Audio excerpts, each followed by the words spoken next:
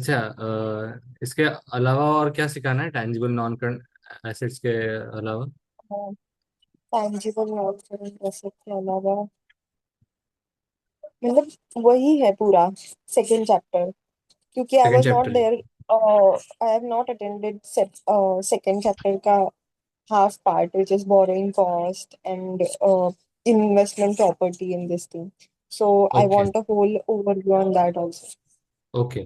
So so in PPE, this I know, chapter, yeah, बोल बोल। PPE, I have attended the lecture, so no need to stress much on that. But I would definitely need um borrowing cost and this investment property wala to go in a bit depth. Okay, Okay. so in this Yeah. tangible non-current assets we can see that there are four IAS standards majorly. एक है IAS Hmm. 16, 40, 23 and 20। ठीक है। Okay. Now what happens, अभी सबसे पहले IAS 16 इन्होंने cover किया है in which there is PPE. Now what happens in PPE, basically अपन अपने बैलेंस शीट में या फिर अपन अपने अकाउंट्स के बुक्स में एक एसेट दिखाते हैं, राइट? तो अभी it is the Hmm. Same thing कि हमें हमारे बैलेंस शीट में एसेट शो करना है। सो वो एसेट कौन से वैल्यू पे शो करना है, सो उसके लिए अपने को वो रिकॉग्निशन क्राइटेरिया मीट करना पड़ेगा, मतलब बहुत सारे। अभी for example if I purchase a machinery, now if I am purchasing a machinery, पहले तो उसका परचेज प्राइस तो आएगा ही आएगा। सेकेंड थिंग, अगर वो डिलीवरी कॉस्ट है तो वो आ सकता है। या फिर अगर हम उसे अलग से दिखा रहे हैं तो फिर शायद हमें वो डिलीवरी कॉस्ट को पीएनएल में डालना पड़ेगा, ऐसा। सो वो जानना जरूरी है कि whether it is fulfilling the criteria of IAS 16 और not. So what happens in IAS 16 as far as I can remember from my FR time और SBR टाइम, उसमें कैसा था कि the cost of the initial cost of the asset and the cost of the asset to bring the asset at its current position. Like for example, if we are building a asset altogether, like we have purchased components of machineries, computers, suppose we have purchased, तर एक तरह है screen, फिर है उसका पीछे का जो भी वायर्स वगैरह है वो, then mouse, keyboard, CPU, CPU की अंदर की चीजें। सो अगर ये सारी चीजें ये डिसमेंटल होके आ रही है, तो हर एक का individual individual purchase price will make one computer का price. and the cost of mantling or the cost of bringing all the assets together is IS 16। मतलब वो लाइक सपोज करते हैं कि कंप्यूटर का प्राइस 2000 था, माउस का 200, कीबोर्ड का 300 एंड सीपीयू का 3000। So over and all the cost is 5500। लेकिन जो इंसान इन सब चीजों को साथ में लेके आ रहा था, the person was bringing all of these equipments together and mantling them together, his cost was 500. So now we have to show the assets value in the balance sheet as total of 6000. Like the cost of that person also we have to include because he took the efforts of mantling them here together. ठीक है। अभी now we'll read. Property, plant, and equipment are tangible assets held by an entity for more than one accounting period for use in the production or supply of goods and services for rental and others for administrative purposes। ठीक है। तो ये basically जो office use के लिए रहता है वो बेसिकली अपन पीपीई में डालते हैं। अभी recognition, an item of property, plant, and equipment should be recognized as an asset when it is probable that future economic benefits will be will flow to the entity. Basically, now that we have purchased the computer should give us some economic benefits. If it is not giving us any economic benefits, then मतलब then it should not be recognized as a asset। तो उसको PNL ये debit पास करना पड़ेगा। And the cost of the asset can be measured reliably. So as I said कि computer का 2000, CPU का 3000 एंड ब्ला ब्ला ब्ला। सो अगर इन सब का कॉस्ट हम अच्छे से मेजर कर सकते हैं then only we can recognize the PPE. अगर ऐसा वेग अमाउंट से और हम अज्यूम करके चल रहे हैं, so it is not allowed. If you have studied IAS 38 ना, तो IAS 38 में भी ये दोनों पॉइंट्स आएंगे ही आएंगे, और तीन पॉइंट्स आएंगे, लेकिन ये दोनों पॉइंट्स तो आएंगे ही आएंगे. फिर initial measurement includes all costs involved in bringing the asset into working condition. जैसा मैंने बोला कि वो जो इंसान इस सारे चीज़ों को वर्किंग कंडीशन में लेके आ रहा है, वो सब चीज़ें include in this initial cost, capital costs such as the cost of site preparation, delivery cost, initial installation cost, borrowing cost, etc. तो ये सब भी आ गया. Expense items such as fuel, training, warranty costs, ये सब भी we have to include in the cost of the asset. Dismantling हाँ ये important है. नहीं, So there is a thing but called as. हाँ हाँ, ओके, बोल. I have doubt. जेवा जब ये एक्सपेंस आइटम वाला पॉइंट बताया था ना, expense item hmm. Such as fuel, training and warranty cost, hmm. So said that it should be return of in PNL हाँ. डेबिट. हाँ. So. So it हाँ, should not get included in the whole cost तो मैंने add with बोला the. क्या asset के time पे? हाँ, you said add ना, ओ so sorry sorry sorry that sorry. Add नहीं, it बेसिकली ये should not. सबको पीएनएल हाँ, डेबिट जाएगा. ये सब चीजों को yes, PNL yes, debit return जाएगा. of. हाँ. Yes, और ये okay. जो वारंटी हाँ, so कॉस्ट the है next इसके लिए, point. ये जो वारंटी कॉस्ट है ना, इसके लिए लायबिलिटी खड़ी होगी Hmm. In the books. ठीक है Right. ना? Next point is the important point which I want to, you know, हाँ. सो which was not dismantling important. Cost. So what happens in dismantling cost is, let's assume एक बहुत ही बड़ी machinery है which we have, like have you ever gone to a warehouse of the area? Yes, yes, So in warehouse the opening is very small, just like a door.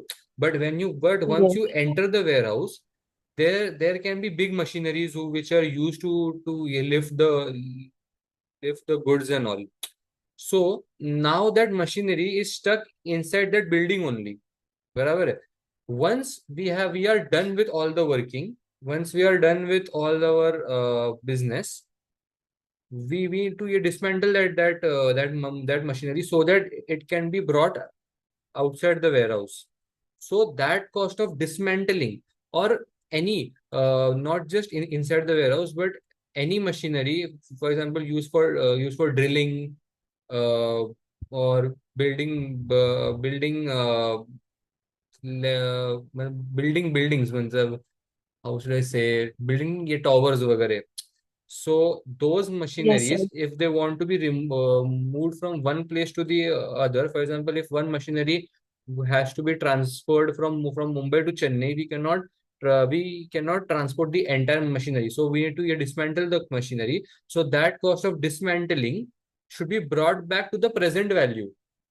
Like let's suppose we want to, और we are assuming कि हम लोग अगले 5 साल तक operation में रहेंगे, and after 5 years we have to ये dismantle the machine, and the cost of ये डिसमेंटलिंग इज 3,000. ठीक है. So so what we will do is we will have a percentage. Now what I will do is, here I will write implicit rate chart. Hopefully आ जाए. नहीं, this is a very small chart actually. इससे भी मतलब बड़ा chart रहता है. Present value chart. हाँ, एन्युटी है मैं. So this is a present value chart. ठीक है ना? This is for annuity. See now, let's suppose the annuity के लिए.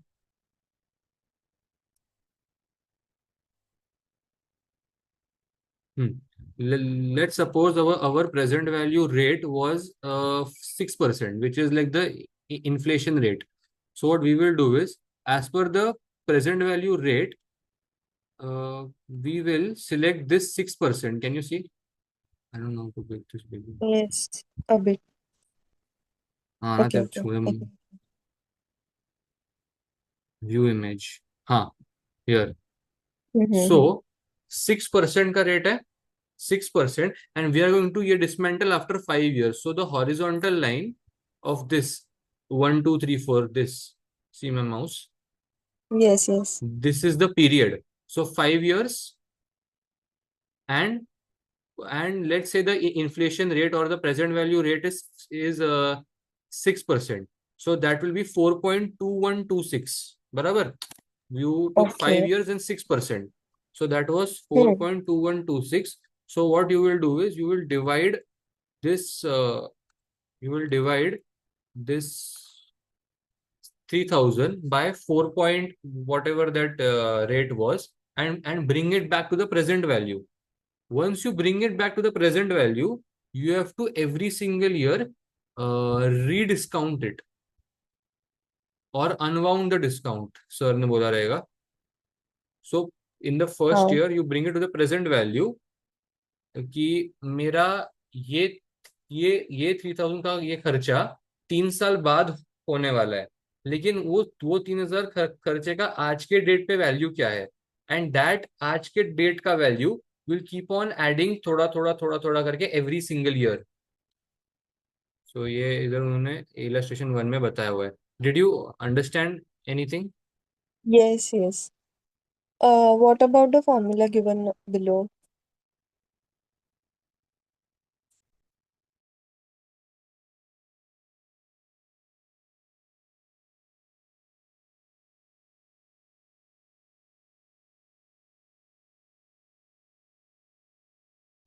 सॉरी सॉरी, Uh, क्वेश्चन क्या था? I was asking about the formula which is given below. Is हाँ, that uh, for the same thing we're talking about, or is it different? Yes yes, same thing, same thing, same thing. Illustration Okay. 1.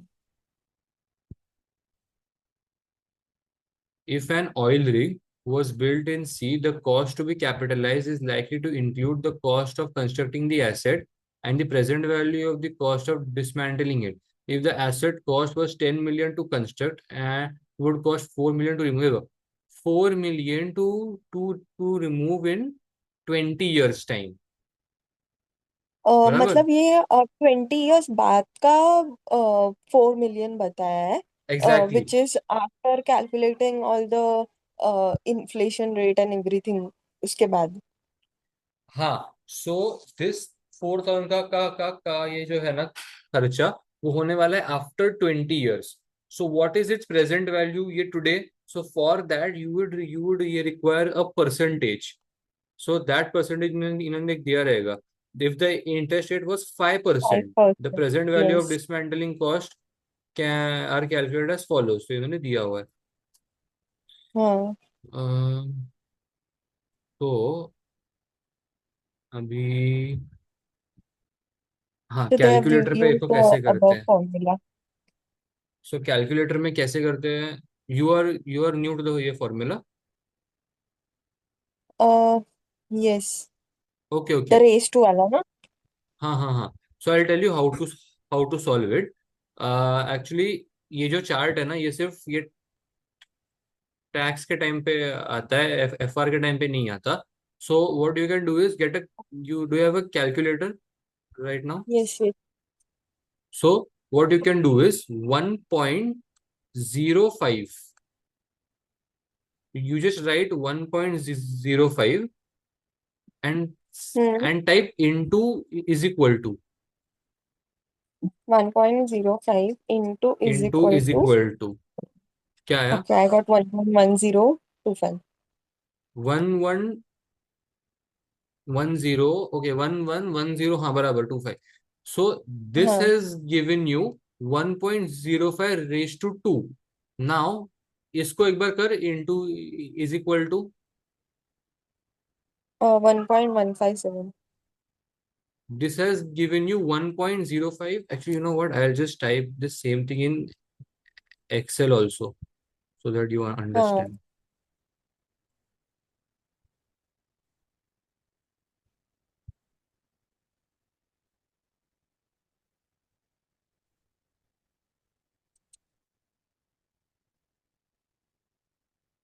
See, what you did was, अरे भाई भाई,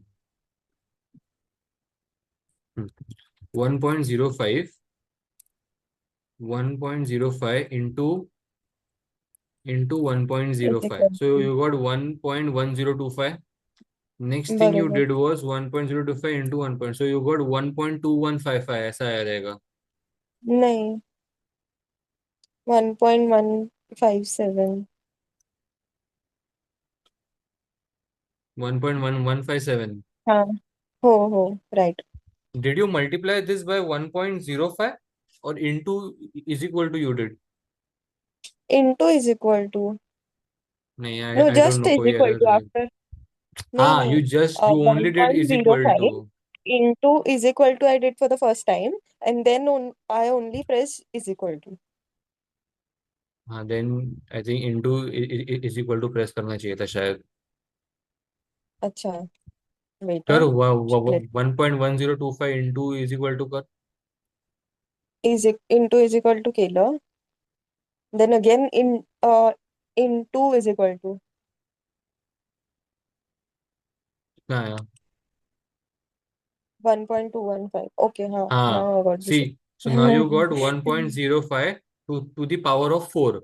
Now hmm. again do into is equal to Now I got 1.477 yes 1.4774 yes बराबर. Again right do into right is equal to into is equal to 2.1828 yeah 2.1828 बराबर. same Now same you have got for 16 बराबर है, but you need for the Hmm. power of 20. So what you will do is Hmm.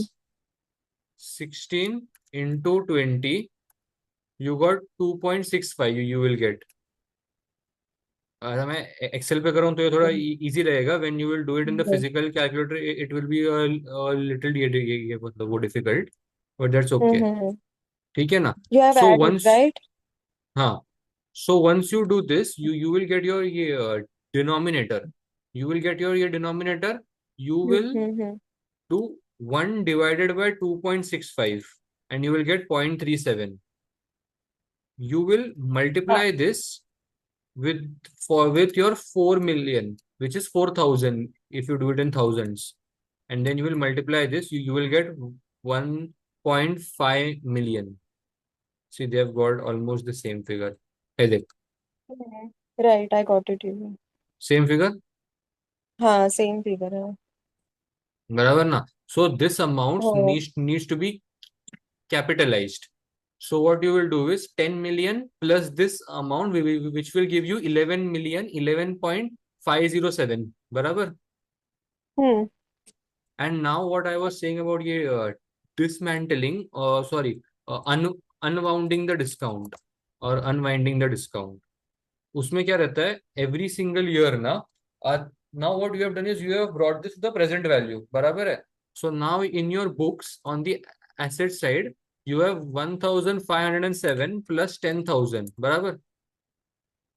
हाँ 10 million for the asset which is the cost of the asset and plus this amount which will be used later on मतलब ये बाद में use So होने वाला you है, उसका पहले capitalized, तूने आज के डेट पे हाँ इतना आज के डेट पे उसको कैपिटलाइज ऐड किया किया ना.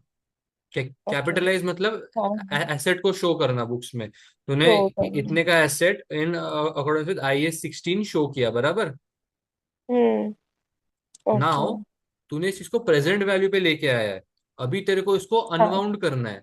No, so now for unwinding what you will do is ये जो 1.507 आया था ना तेरे को, हम्म इसको मल्टीप्लाई करेंगे हर हर साल इसको मल्टीप्लाई करेंगे 5% से.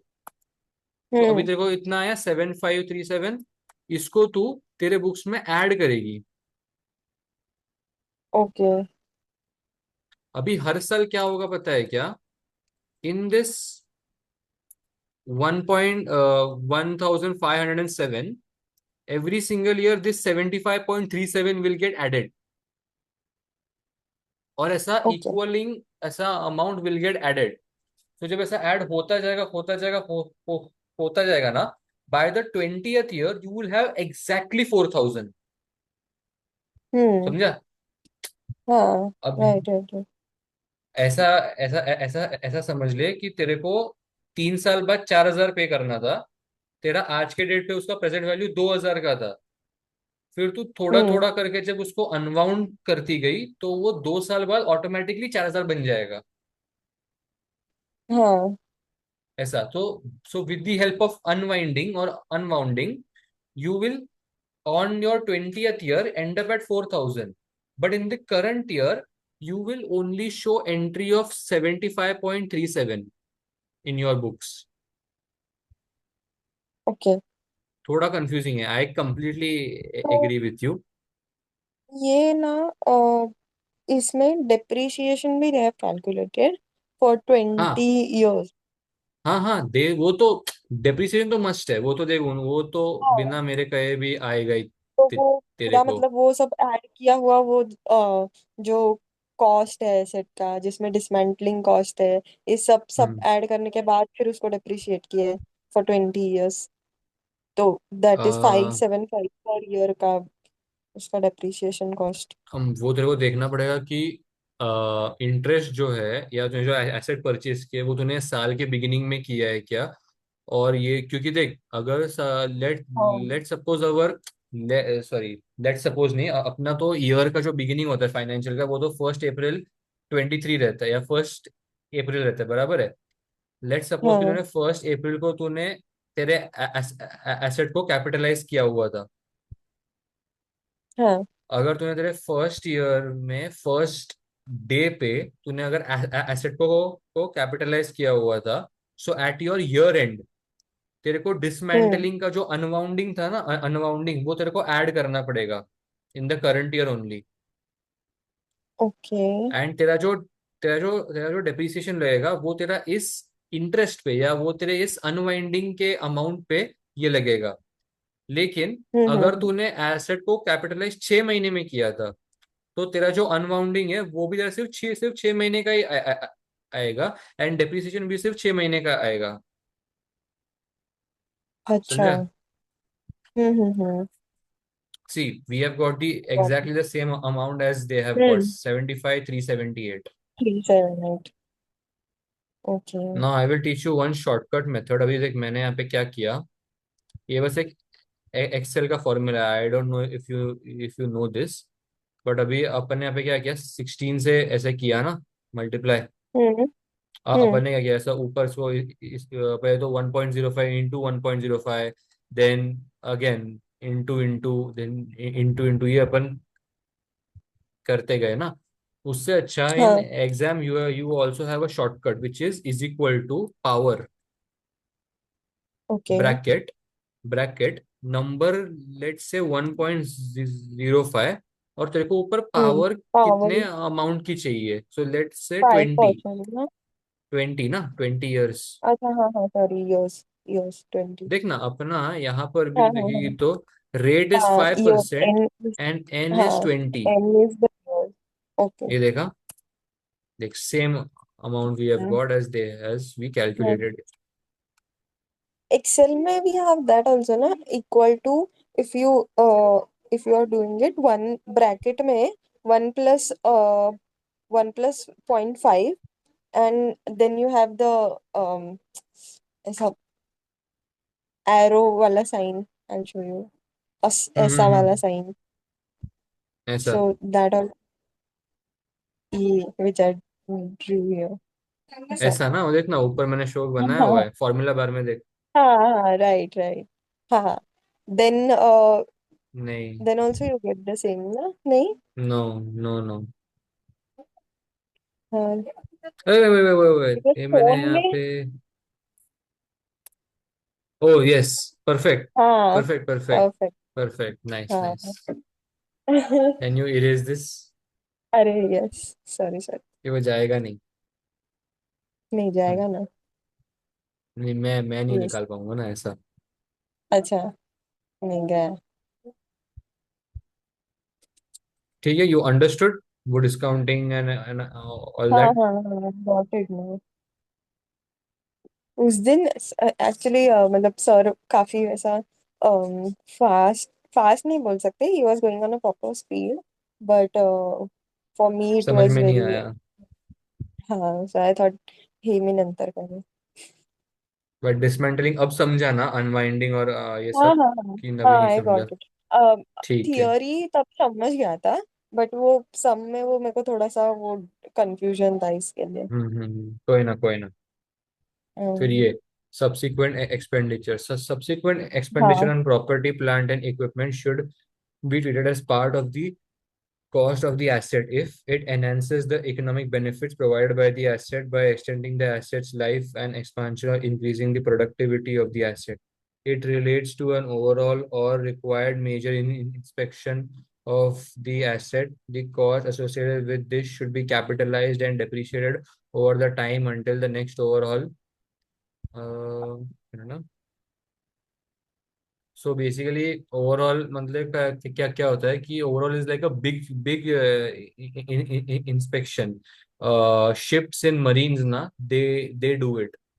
What happens in ships in marines is that or even aeroplanes, उसमें कैसा रहता है कि every year you have to change the funnels, you have to change certain machinery, right? Or you have to have your inspection being done. Let's say in that major inspection cost you something around 20,000. Hmm Now you can capitalize that amount in the value of your asset. मतलब तेरे books में वो 20,000 inspection cost तू capitalise कर सकती है, and you can hmm depreciate it also. अभी हम्म suppose करते कि 20,000 की थी, और तूने उसको डेप्रिशिएट कर दी गई at the life of the asset which was से 20 years. So 20,000 divided by 20 years, every single year your depreciation on particularly that maintenance, तेरा एसेट के ऊपर डेप्रिसिएशन लगा लेट से 1 लाख का, लेकिन तेरा वो जो मेंटेनेंस के ऊपर एक छोटा सा पार्ट था ना, वो लगा खाली 1,000 का.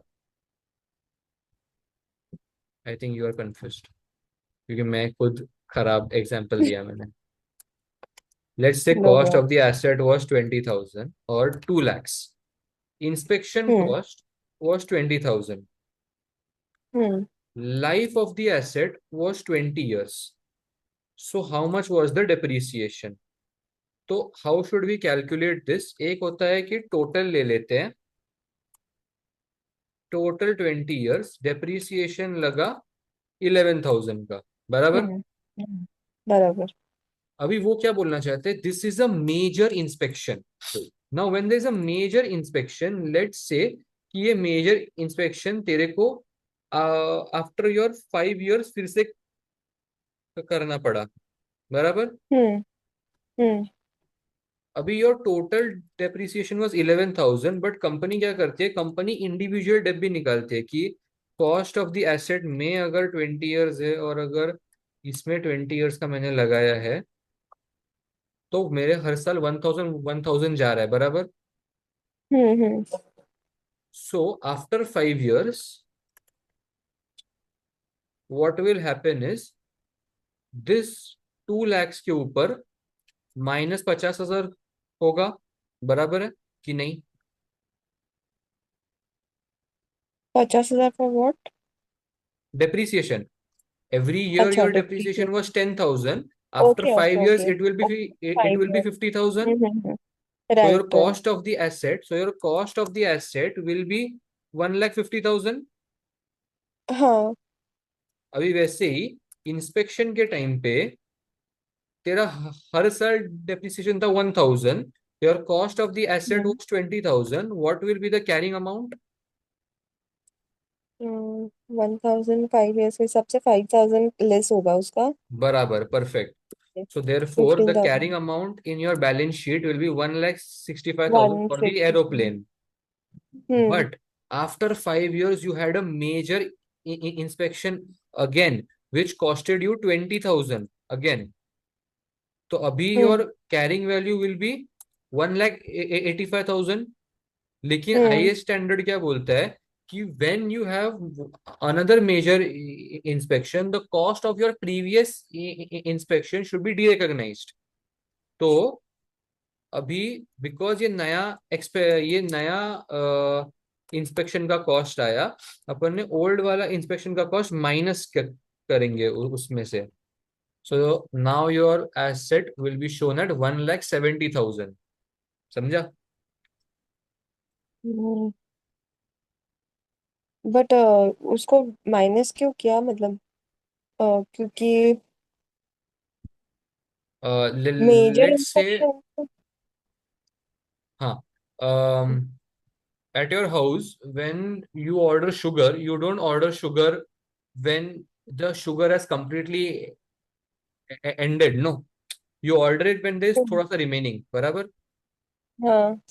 So what our moms do is they, whatever the old sugar is, they take that old sugar out in a small container, hmm put the entire new sugar का packet in the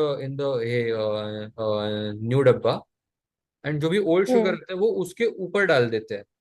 so your new sugar hmm is all ये नीचे, and your old sugar is ऊपर. So basically ऊपर। तेरे old को पहले खत्म कर रही है ना. हम्म तो वैसे ही whatever your old inspection was, you have to derecognise it, और वो remove it, and you have to install a new inspection. वरना क्या होगा, after 5 years you will again show your 20,000, and तेरा तेरा actual cost of the machinery will be less, and your inspection cost will keep on increasing increasing. And be shown as an asset. अब ये तो गलत है ना. अच्छा। अब ये हाँ। 2,20,000 में, अब ये 2,20,000 में अगर 20,000 इंस्पेक्शन है और अगर 2 लाख का एसेट का कॉस्ट है, तो कुछ तो हम्म इज्जत है कि मतलब ठीक है. लेकिन अगर after 10 years the cost of the asset is 1 lakh and the inspection cost is 1,20,000, then it just doesn't मतलब hmm make sense, right? Hmm बराबर. ओके। सो ये वो सेकंड पॉइंट का मतलब है. It is replacing component of an asset made of the number of component. हाँ, अगर वो रिप्लेस भी कर रहे हैं तो ये देख, the replaced they component have will be de different recognised. Expected life. Sorry. नहीं, थर्ड पॉइंट में आई थिंक वो अ, हर एक पार्ट के लिए they have different what you से ऐसा सपोज कर लेना डिप्रिसिएशन का मतलब कि अगर तेरी गाड़ी लाइफ है, उसका बराबर अलग है, अलग होता है, हम्म, तो अगर मतलब तेरी एक गाड़ी पार्ट है, अगर है जो 5 years। हाँ ये सुन, तो अगर तेरी ये कोई गाड़ी है, अगर और अगर उसका जो हम्म इंजन है अगर वो खराब हो गया, तो तू पूरी गाड़ी नहीं बेचेगी ना, तू इंजन को करेगी, वो हम्म रिप्लेस करेगी. सो दैट इंजन या right. Replacement, your old engine will be derecognised, your new engine will be recognised. ऐसा. ओके। ठीक है. हाँ। All subsequent expenditure should be recognised in the statement of profit और loss. मतलब ये जो छोटे मोटे एक्सपेंसेस रहते हैं ना, जैसे जैसे cost of general repairs would be expense to profit और लॉस, ये सब. हम्म। ठीक है. छोटा मोटा आगे. एक्सपेंस। हम्म. Illustration 2.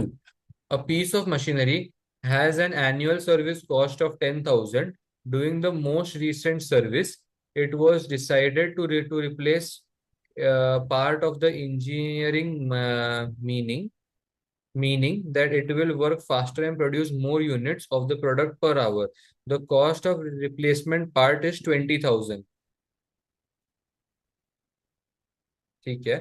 तो ये देख, जो सर्विसिंग कॉस्ट रहता है उसको अपन ने पीएनएल में डाल दिया, और जो 20,000 है ये अपना फ्यूचर वो देगा, बेनिफिट देगा, इसके बेनिफिट्स लिए उसको देगा. कैपिटलाइज किया। परफेक्ट. ये परफेक्ट. फिर डेप्रीसिएशन, अब ये ठीक है ना, डेप्रीसिएशन इज फाइन. वो तो हाँ। पता है ना कैसे करते हैं. डेप्रिसिएशन है नहीं। हाँ वही. ये या तो वो स्ट्रेट लाइन या फिर ये WDV. मशीन आवर्स पे उतना WD। नहीं पूछते एग्जाम में. हाँ मशीनर्स का बताया था सर ने, बट हाँ. बहुत आई शॉर्ट हैव टू में टेल यू बताया था। Some but I have to tell you hmm something. ऐसा एग्जाम्पल मैं तेरे को देता हूँ कि ये ऐसा एग्जाम्पल ना आता ही है एग्जाम में. तेरे एसेट का वैल्यू था 1 लाख का. हम्म अभी तू डेप्रिसिएशन 1 लाख के ऊपर करेगी कैलकुलेट. लेकिन देर इज अ हाँ। Concept called as residual value. What is residual value? It is the value that you are confident that you will be able to sell in the market after the asset's life is finished. Let's say hmm कि asset का life था 5 साल का, जो तूने खरीदा था 1 लाख में, और तू श्योर है कि ये एसेट 5 साल चलाने के बाद तू इसको 20,000 में बेच ही सकती है. हम्म सो what you will do is now you will not calculate on ये depreciation on 20,000. You will calculate depreciation on asset का value 1 lakh minus residual value जो बचा हुआ होगा उस पे। 20,000. अच्छा। इसके ऊपर you will calculate बचा हुआ 5 साल के लिए. एंड जब जब वो लोग रेसिडुअल वैल्यू देते हैं, हमेशा हमेशा it is straight line method only. कि मतलब तेरे को हर हम्म साल 16,000 ही चार्ज करना है. फिर उसमें WDV हम्म नहीं आता. हम्म बराबर। और और अगर ये लेस रेसिडुअल वैल्यू करके करेंगे तो हम्म, लाइक यू सेड कि 5 साल के बाद फिर then they have to sell it only, देख देख देख. कि नहीं? अभी तेरा एसेट का वैल्यू था 1 लाख. तू तेरे हाँ बुक्स में 1 लाख का ही दिखाएगी. लेकिन हाँ। तेरे वर्किंग नोट में कैलकुलेशन करते टाइम तू क्या करेगी, लेस रेसिडुअल वैल्यू 20,000. तो तेरे को आएगा एसेट वैल्यू 80,000 माइनस हम्म 16. अभी ये 16,000 एक बार, 2 बार, 3 बार, 4 बार और 5. मतलब ये जो मैं 5 बार मैंने यहाँ पे क्यों लिखा, ये वाला फर्स्ट ईयर के लिए, फिर ये वाला सेकेंड ईयर के लिए डेप्रिसिएशन. तो अगर तू 80,000 माइनस सिक्सटीन माइनस सिक्सटीन और -16 करेंगे ना, you will get zero only. Okay. समझा? But you cannot show hmm. This zero in your books. so that's why you have to show in your books 1 lakh only. उसमें से हर साल देखो 16,000 ही minus करते जाना है. और एंड में देखो 20,000 हम्म मिलेगा. नाउ यू आर कॉन्फिडेंट कि तू 20,000 पे हाँ तो तू बेच ही देगी. सो वेन एवर यू हाँ। Sell it you have to just derecognise it. अच्छा। और ये क्वेश्चन हमेशा एमसीक्यूज में आता ही है. ये हमेशा आता है एमसीक्यूज में कि find out the depreciation amount और find out the value of the asset after हाँ टू हाँ हाँ। इयर्स 3 इयर्स ऐसा. That's the only thing that needs to be covered in depreciation. हाँ, अभी आता है रिवैल्यूएशन. हाँ। हाँ, चलो. ये सबसे ट्रिकी पार्ट है. सो what happens is assets can be measured according to IAS 16 in two forms: cost model और रिवैल्यूएशन मॉडल. ठीक है.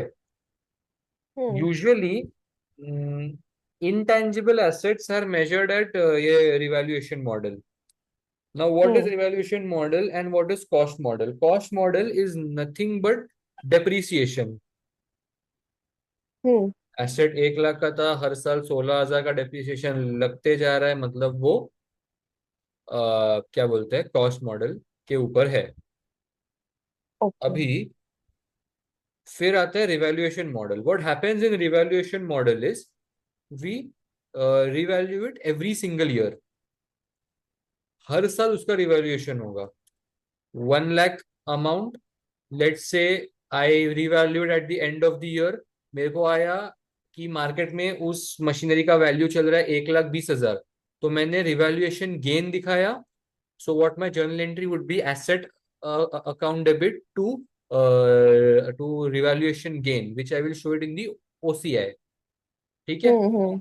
Surplus.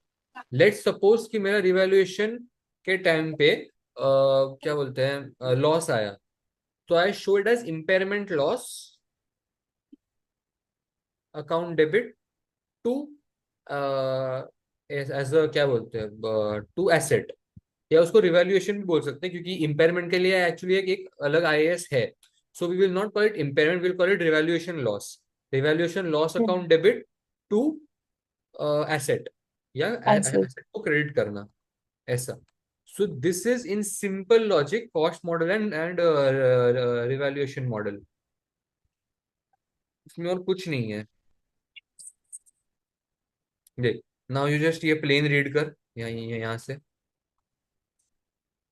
Plant property, plant and equipment should be valued at cost less depreciation, accumulated depreciation. And this is and read this. plant, property and equipment may be carried at revalued amount less than subsequent accumulated depreciation. If the revaluation alternative is adopted, two conditions must be complied with. Revaluations must subsequently be made with sufficient regularity to ensure that the carrying amount does not differ materially from the fair value at each reporting time.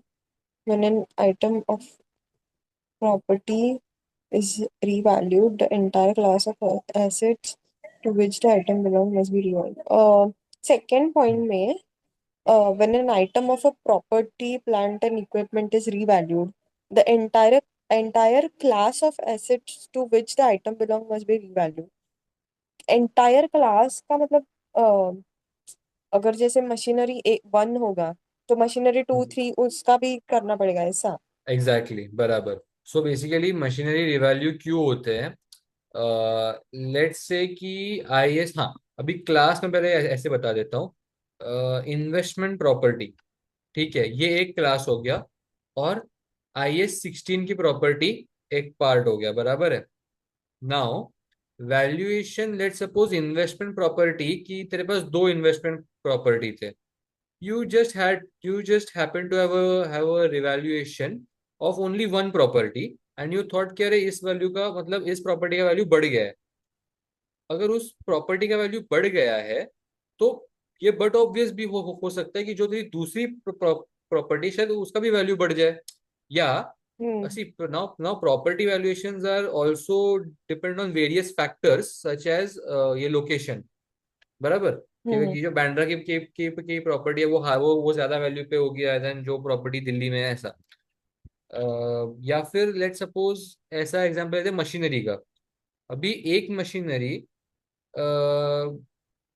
तू printing के लिए suppose दो machineries use करती है.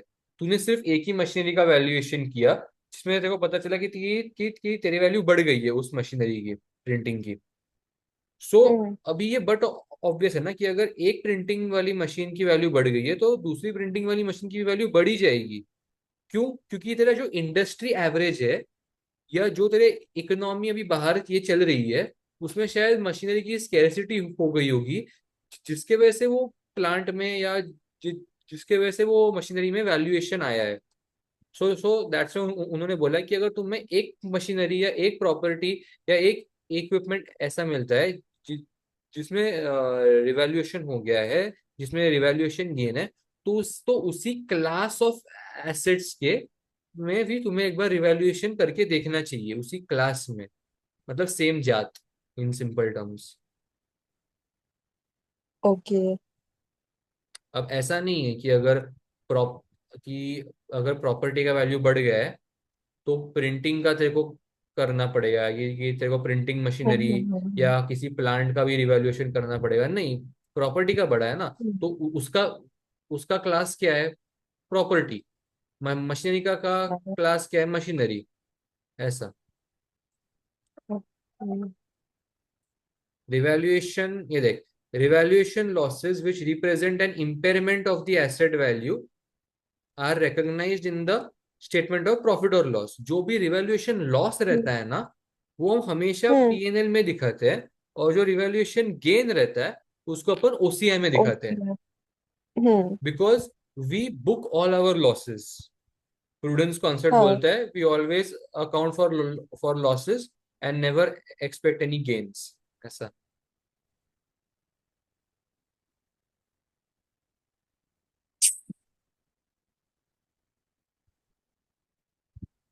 ये तो ठीक है.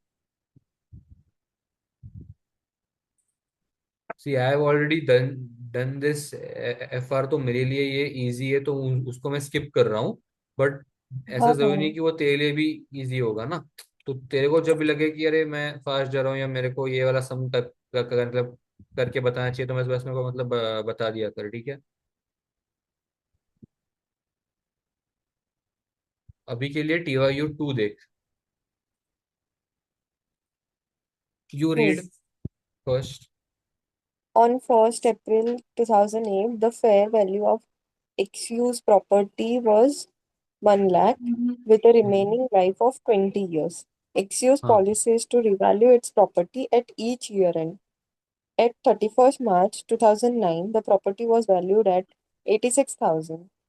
The balance on the revaluation surplus at 1st April 2008 was 20,000. which relates entirely to property. Excuse does not make a transfer to realize profit in respect to excess depreciation. Hmm Okay. तो इसमें इसका property का fair value जो है, property का value है वो 1 लाख बोला है, जिसका हम्म रिमेनिंग लाइफ अभी 20 ईयर्स बचा है। और वो हर साल उन लोग रिवैल्यू करते हैं प्रॉपर्टी ईयर एंड पे, जिसमें 31 मार्च को रिवैल्यू 2009 को रिवैल्यू करने के बाद 86,000 का उसका एसेट प्राइस हुआ। मतलब हम्म लेस डेप्रिसिएशन करके होगा, या तो फिर आ, देख मैं रिवैल्यू ना करके एक और हुआ चीज होगा, सॉरी बताता हूँ, मैं ना एक डेप्रिसिएशन। और चीज बताता हूँ। हमेशा ये मतलब बताना रह गया। लेट्स से कि तूने revaluation gain at the beginning of your year दिखाया था हम्म 5,000 का। हम्म। ईयर एंड पे तेरे को पता चला कि तेरे को एक्चुअली हो रहा है लॉस। तो तू क्या हाँ, करेगी, जो तूने ओसीआई में गेन दिखाया था ना, यू विल रिमूव दैट उसमें से लेस गेन, उसमें करेंगे। से लॉस माइनस हम्म करेगी। और अगर फिर हम्म भी लॉस बचता है तो तू ऊपर पीएनएल में डालेगी, ऐसा। हम्म। सो इन हाँ, दिस सम, ये that part है। हाँ, हाँ ना, क्योंकि ये सर ने इसमें दे बताया। Have mention revaluation surplus of 20,000। So what we will do is, अगर ज्यादा हो रहा होगा तो फिर हम लोग उसको 20,000 है वो ओसीआई में से निकाल के, अगर ऊपर भी जो भी लॉस हो रहा होगा वो हम लोग पीएनएल डेबिट करेंगे। Hmm so now what will you show it in the extract of the financial statements, बता। आई विल शो कि प्रॉपर्टी वैल्यू 1 लाख, फिर लेस उसका डेप्रिसिएशन आई विल शो, बराबर, विच तो इज, 5,000 का डिप्रिसिएशन यू विल माइनस, हाँ तो आ गया 95,000। अभी हाँ 95,000 की मेरी प्रॉपर्टी थी, उसका valuation eight the year and हो गया 86,000 का, तो मेरे को लॉस हो 86, गया 9,000 का। 9,000 का लॉस हो गया, बराबर। तो और नाइन मैंने थाउजेंड रिवर्स, वो बैलेंस में से I will less it from the perfect, OCI. Perfect. तो ये और देख, फिर, योर, बोल बोल बोल, सॉरी सॉरी सॉरी। हाँ, फिर उसका ओसीआई का बैलेंस भी कम हो जाएगा। और इसमें फिर उसका मतलब इसमें इन लोगों ने प्रॉफिट एंड लॉस में 9,000 क्यों ये किया है रिवैल्यूएशन का? आ जा, वो भी सोल्यूशन पीएनएल देखते में हैं। दिखाना है। सी डेप्रिसिएशन हम्म। 5,000 पर, परफेक्ट, हाँ ये हाँ अपन ने बराबर हाँ, बोला। पीएनएल में गया, बराबर। ओसीआई में रिवैल्यूएशन लॉस 9,000। ये भी पीएनएल में दिखाना है, रिवैल्यूएशन लॉस। नहीं नहीं नहीं, ये देखना, other comprehensive income. So if you attended sir first lecture, पता है सर बोलते हैं कि पीएनएल रहता है, ये कैसे उसमें अपन डालते फॉर्मेट? हैं। हाँ, नीचे ओसीआई यस, रहता राइट। है, ओसीआई में डालते हैं। हाँ तो दिस इज हाँ, रिवैल्यूएशन पीएनएल के बाद surplus. We have, perfect. Yes yes yes, okay okay okay, हाँ, गॉट इट। हाँ, फिर ये प्रॉपर्टी, प्रॉपर्टी, ये अभी बैलेंस शीट में इन्होंने 86 पे उसको वो किया वैल्यूएशन के हिसाब से, they perfect have done it. Perfect, because हाँ दिस इज हाँ रिवैल्यूएशन मेथड। हाँ, रिवैल्यूएशन के हिसाब से दिया। फिर रिवैल्यूएशन सरप्लस जो बचा है वो उन्होंने इक्विटी में दिखाया है। फिर बराबर एसओसीआई में उन्होंने वो पूरा कैलकुलेशन दिखाया, रिवैल्यूएशन सरप्लस का 20 लेस 9, फिर जो बचा हुआ बैलेंस है। बराबर बराबर। Okay. Now what happened was, we were already carrying a balance from the last year hmm of 20,000 in the revaluation surplus, है हम्म। ना। ऐसा नहीं था कि हाँ, हमने ईयर के बिगिनिंग में हमने रिवैल्यूएशन किया और ऐसा। अगर हम ईयर के बिगिनिंग में रिवैल्यूएशन करते और हमें गेन मिलता 20,000 का, तो वो अपन ओसीआई में दिखाते और फिर 9,000 वहां से माइनस करते, जो अपना लॉस था, तो अपना ओसीआई में प्रॉफिट हम्म। आता 11,000 का। लेकिन वैसा किया नहीं है हमने। हमने रिवैल्यूएशन गेन पिछले साल का ही है, जो बैलेंस, ऐसा। इस साल हमने गेन नहीं आया है, वो गेन हमें हमें पिछले साल ही हाँ, आया है। इसलिए ओसीआई में अभी सिर्फ ये लॉस ही गया है। ठीक है। हम्म, ठीक है। अगर ये नेक्स्ट क्वेश्चन। सरप्लस नहीं होता तो फिर डायरेक्टली बस पीएनएल में डेबिट हो जाता सारा। परफेक्ट। हम्म। चल आजा नेक्स्ट क्वेश्चन पर TYU 3। TYU 3. जोर से हाँ। An entity revalued its land and building at the start of the year to $60 million, 15 million for the land. The property cost 30 million, 6 million for the land, 10 years prior to the revaluation. The total expected useful life of 40 years remain unchanged. The entity's policy is to make an annual transfer of realized amount to retained earnings. Show the effects on the above financial statement for the year. हम्म इसमें उन्होंने 15 million land का बोला है start of the year. बचा हम्म हुआ जो है वो इसका है, बिल्डिंग का है, हम्म 45. और फिर उन लोग ने रिवैल्यूएशन करने के बाद पता चला कि 30 million ही है. 10 million hmm. For the land and बचा हुआ for the so building. Property तेरे को कॉस्ट कितने की हुई थी? 30,000 की टोटल प्रॉपर्टी, बराबर है। हाँ. मैं इसको हटा देता हूँ। उसमें से लैंड का पार्ट कितना था? उन्होंने बोला। 6 million. और बाकी का उन्होंने क्या बोला? बिल्डिंग। बाकी का बिल्डिंग है. बिल्डिंग। हाँ. पीरियड क्या है? Time period? 40 years. Period is 40 years. So what you will do, अभी देख लैंड के ऊपर तो डेप्रिसिएशन लगता है नहीं। नहीं. नहीं. बिल्डिंग का ओनली डिप्रिशिएट.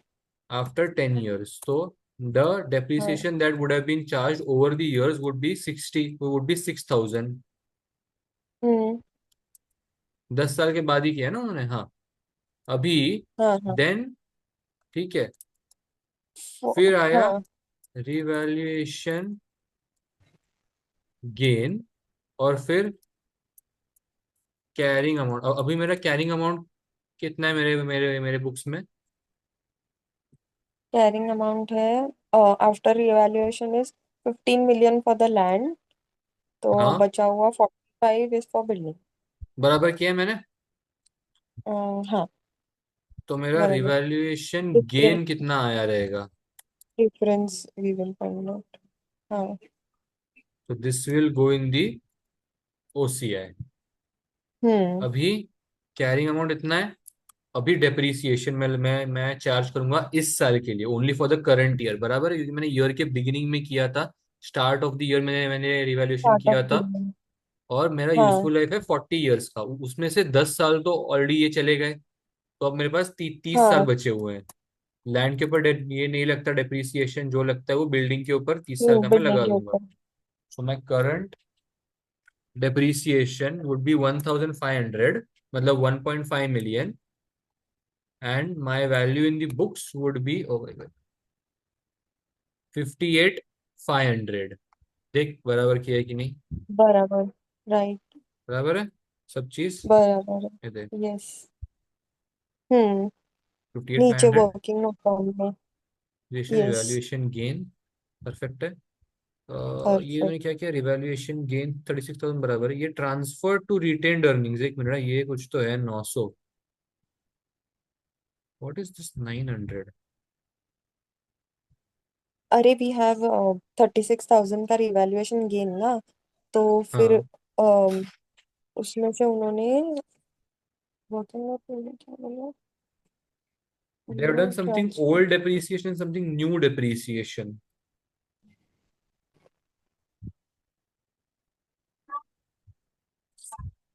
54.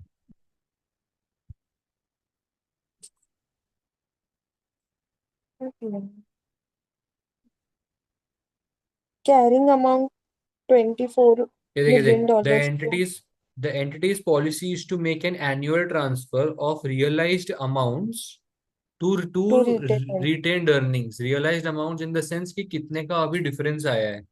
अभी डिफरेंस जो आया है, new depreciation was 1,500 and hmm. My old depreciation was 600। तो मेरे को एक्स्ट्रा कितना पे करना पड़ रहा है? 900। So that 900 I will transfer it to to retained earnings. ये इन्होंने खाली इस सम ओल्ड में का. इसलिए दिया है because it is an extract, ये related sum. In a proper full old fledge का सम किधर ऐसा है. नहीं आता। क्या क्या? ओल्ड का where you get the old का ये old देखना depreciation ओल्ड, का value? हाँ ये देखना, ये देख मैंने यहाँ पे नाइन कैसे किया। Nine six. 24,000 divide by 40 years, 600, हम्म। हाँ। ओल्ड डिप्रिसिएशन ना। ओ। हाँ। और ये न्यू जो कैरिंग अमाउंट पे जो नया वाला किया है वो न्यू है, ये ये वाला। हाँ। ओके। ऐसा ओके। इन फुल फ्लेज सम ऐसा नहीं पूछते एनुअल ट्रांसफर वगैरह, क्योंकि वो ऑटोमेटिकली वो रिटेन्ड अर्निंग्स में उसका इफेक्ट आ ही जाता है। Anyways, okay. Let's move ahead. Disposal of revalued non-current assets. The profit or loss on disposal of revalued non-current assets should be calculated as the difference between the net sale proceeds and the carrying amount. There are two steps or to disposing of the revalued asset. It should be accounted for in the statement of profit or loss for the period in which the disposal occurs. Uh, any balance on revaluation surplus relating to the asset should now be transferred to retained earnings. So disposal के time पे asset अपने books में से निकल जाता है, और जो भी सेल प्रोसीड है उसका गेन अपने को अपने प्रॉफिट एंड लॉस में शो करना है। ठीक है, इन सिंपल टर्म्स। ये वो सम है। Read. Derek purchased a property costing 7,50,000 on 1st of Jan 2004 with a useful life of 10 years. It has no residual value. At 31st December 2004, the property was valued at 8,10,000, resulting in a gain on revaluation being recorded in other comprehensive income of 1,35,000. There was no change to its useful life. Derek does not make a transfer to realize profit in respect to excess depreciation on revalued assets. On 31st December 2006, the property was sold for 9 lakhs. How should the disposal on the previously revalued asset be treated in the financial statement for the year end 31st December 2006? So at 31st of December 14, the asset was valued at 8,10,000, बराबर है। Hmm. No change in the useful life. अगर 2014 के beginning में 10 साल का था useful life, तो 2000 2015 के बिगिनिंग में 9 साल का होगा।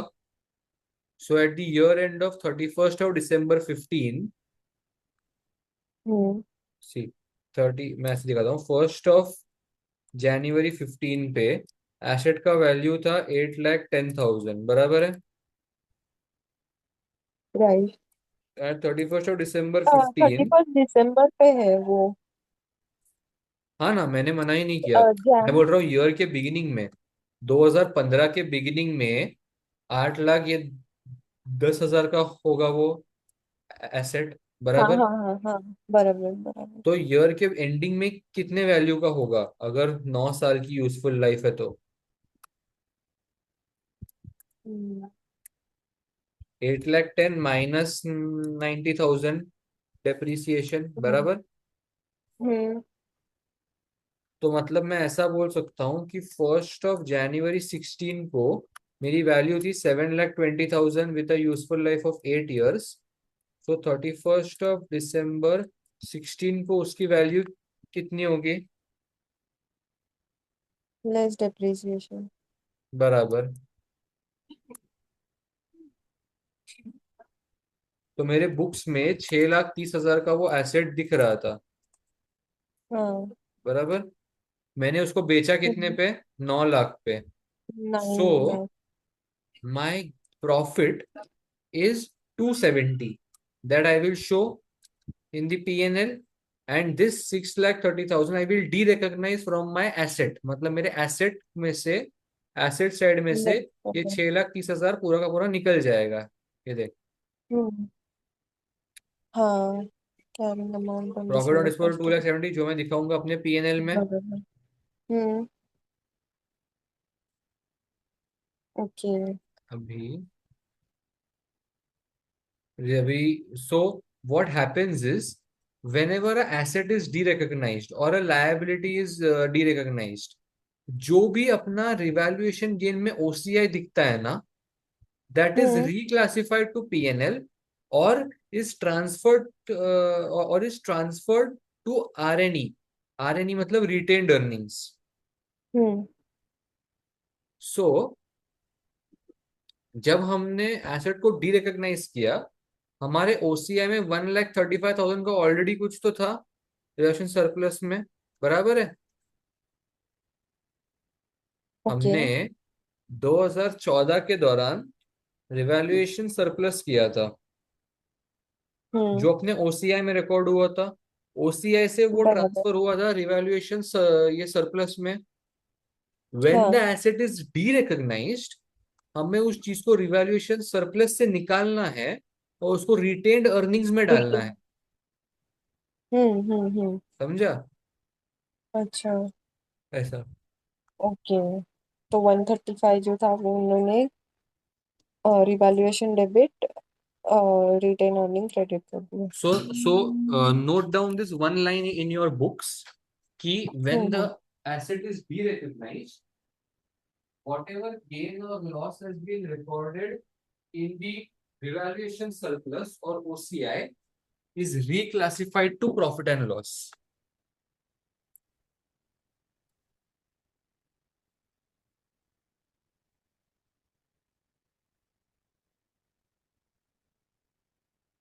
नहीं, OCI, रिपीट कर। whenever the asset is derecognized, whatever gain or loss that was being shown in the OCI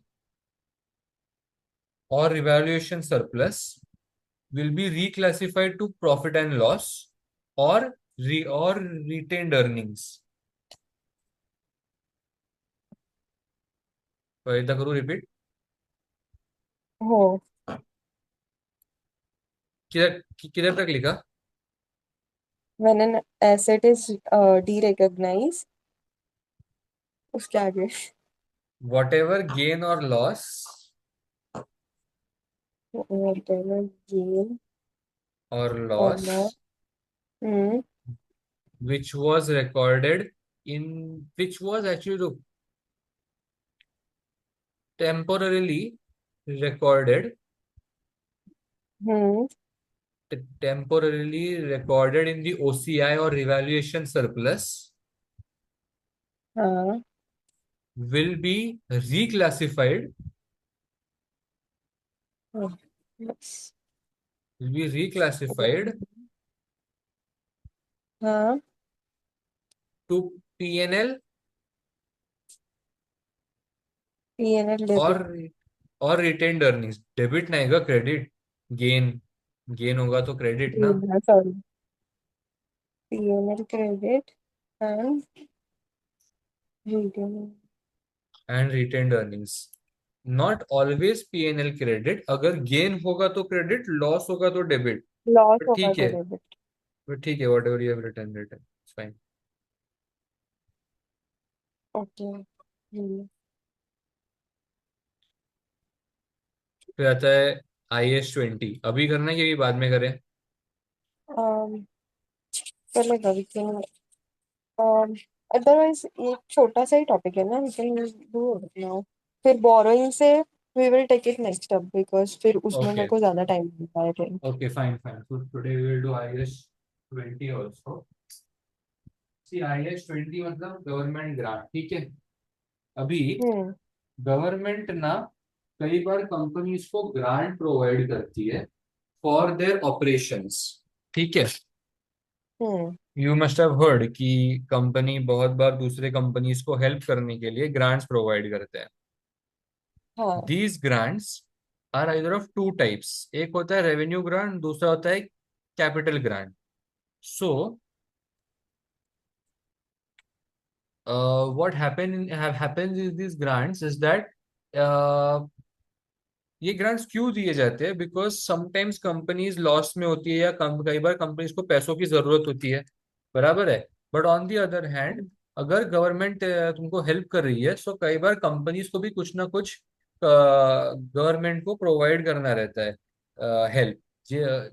this can be conditional based. So grants are always condition based, कि मैं तेरे को 20,000 ये रुपए दूंगा as your help, but you have to increase the employment rate.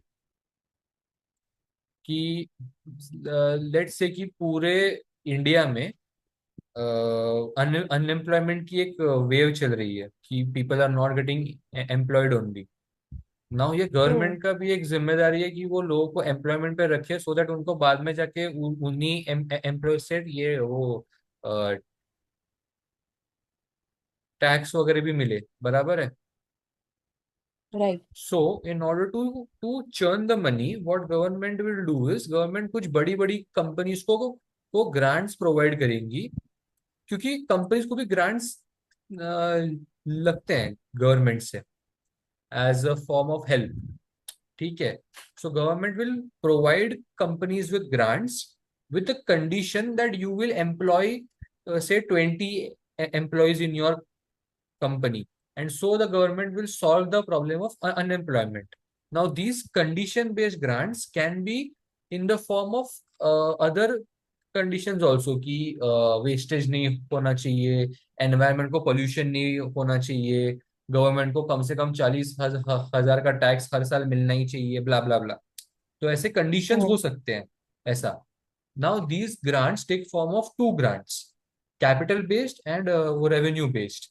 अभी what are revenue based grants? Revenue based grants are grants which are used for day to day operations, कि company okay. को सिर्फ अपने, working capital से related. हाँ, kind of working capital के help के लिए चाहिए चाहिए थे ऐसा।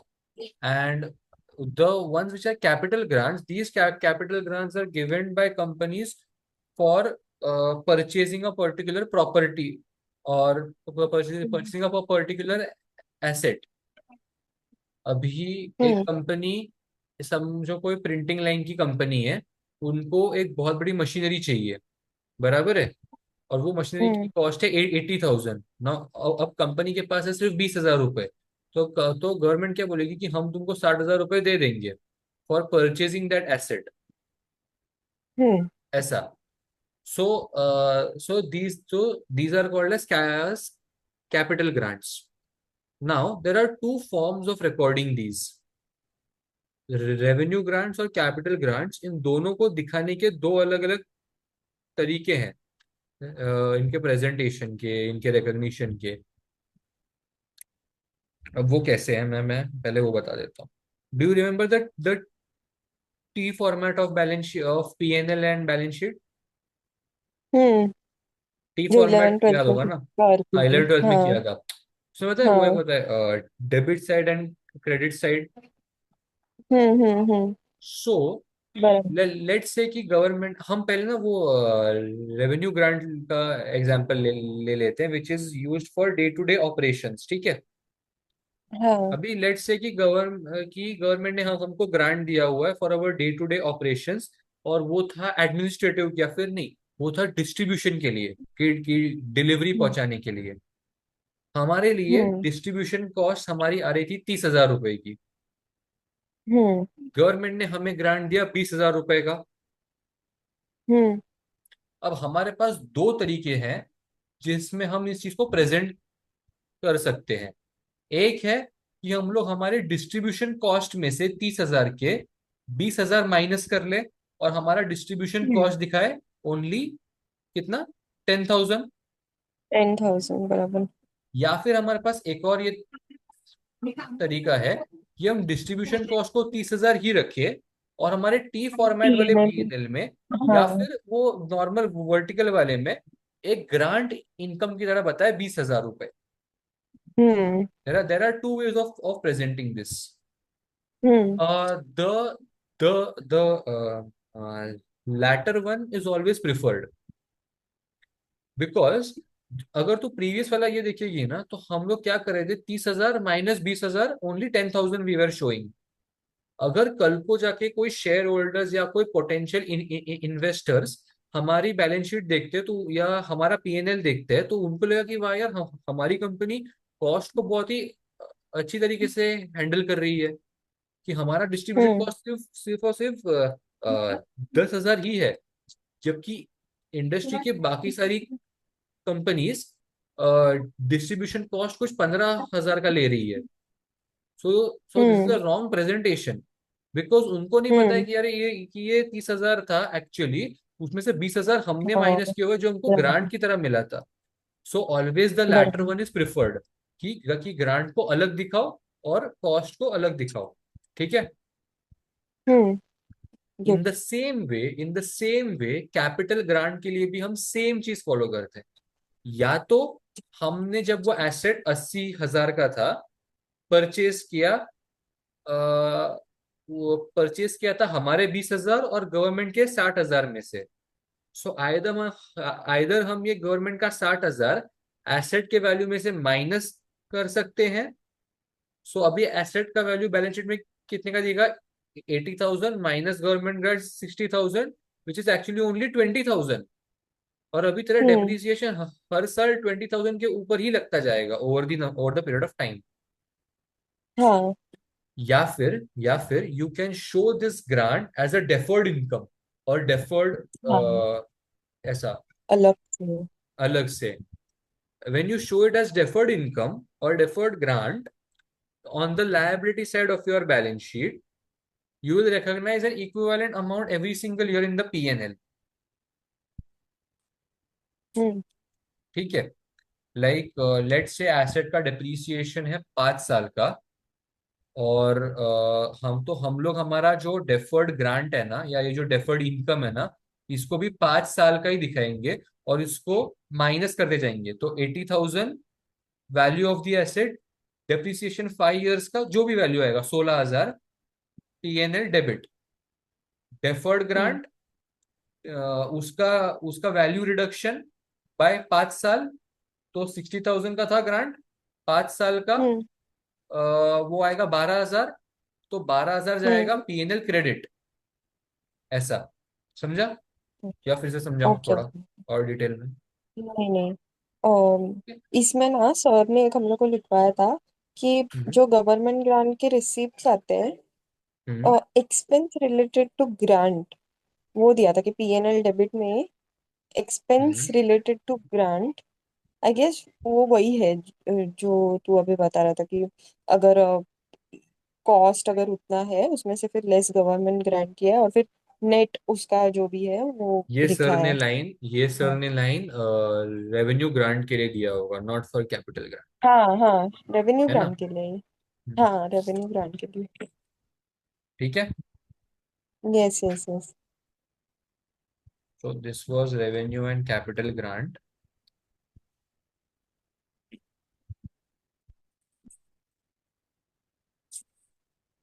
और कुछ है नहीं रे वैसे इसमें।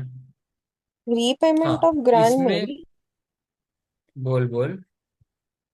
रीपेमेंट ऑफ ग्रांट में मतलब अगर जो कंडीशन गवर्नमेंट ने बोला है कि ये फुलफिल होना चाहिए और अगर वो नहीं होता है then we have to repay the whatever the grant मैं दे हैव उसी पे आ गिव रहा था, राइट या राइट। फिर फाइन फाइन वगैरह अगर कुछ सो वी होगा। Have to repay that grant. So इसीलिए मैं अभी उस लाइन पे आने वाला था, कि मैंने वो जैसे बताया कि रेवेन्यू ग्रांट के टाइम पे विच वन इज बेटर, कौन सा वाला प्रेजेंटेशन हम्म। बेटर है।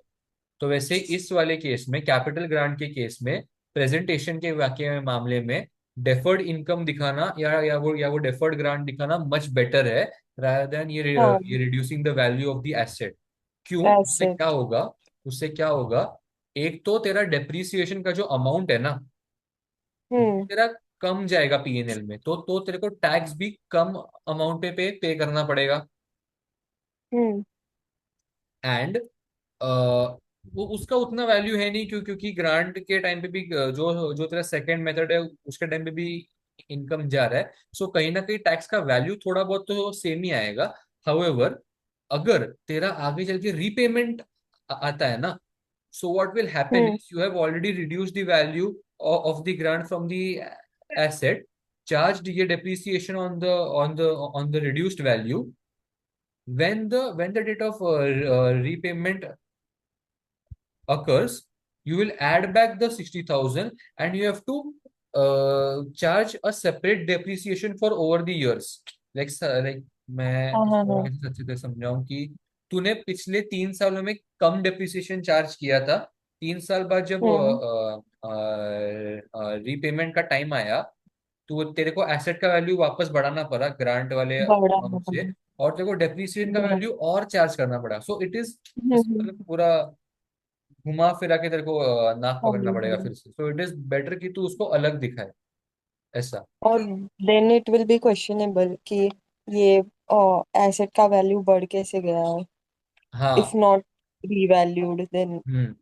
ऑल्सो द फैक्ट कि शेयर होल्डर्स और potential investors asset rich companies को ज्यादा महत्व हाँ देते हैं। तो अगर तेरे पास एसेट नहीं होंगे तेरे कंपनी के पास, तो तेरे को उतना वैल्यू हाँ। नहीं मिलेगा, ऐसा। So this was IAS 20 in simple terms, ठीक है। ओके।